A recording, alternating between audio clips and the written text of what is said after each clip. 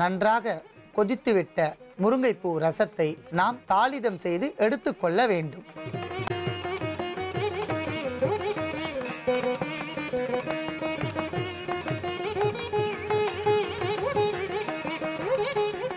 நாம் தாளிதம் செய்வதற்காக வாணலில் ஒரு தேக்கரண்டி அளவிற்கு நாட்டு பசுநெய்யை நன்றாக காய்ச்சி விட்டோம். இப்பொழுது சிறிது கடுகு சேர்த்து பொரிக்க வேண்டும்.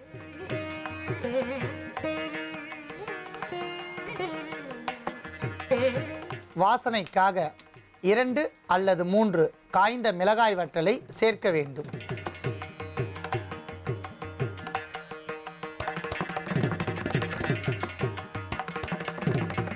இத்துடன் கறிவேப்பிலை சேர்த்து வதக்க வேண்டும்.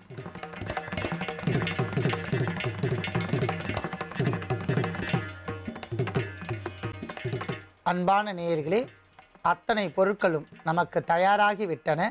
முருங்கைப்பூ ரசத்தில் தாளிதம் செய்ததை கொட்டி கலந்து கொள்ளலாம்.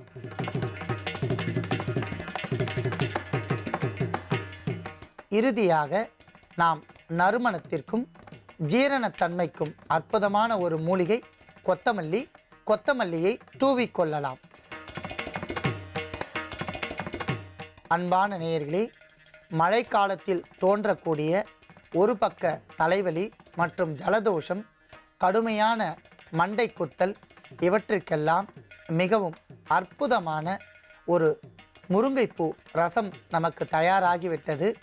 வெறுமனே சாதா நேரத்தில் நமக்கு ஒரு பக்க தலைவலி இருந்தால் கூட முருங்கைப்பூவை கொண்டு நாம் ரசம் தயாரித்து சாப்பிட்டு வந்தால் உடலில் இருக்கக்கூடிய கை கால்களில் தோன்றக்கூடிய குத்துவலி என்பார்கள், அந்த வலிகள் நீங்கி மைக்ரேன் என்று சொல்லக்கூடிய ஒரு பக்க தலைவலி நீங்கிவிடும்.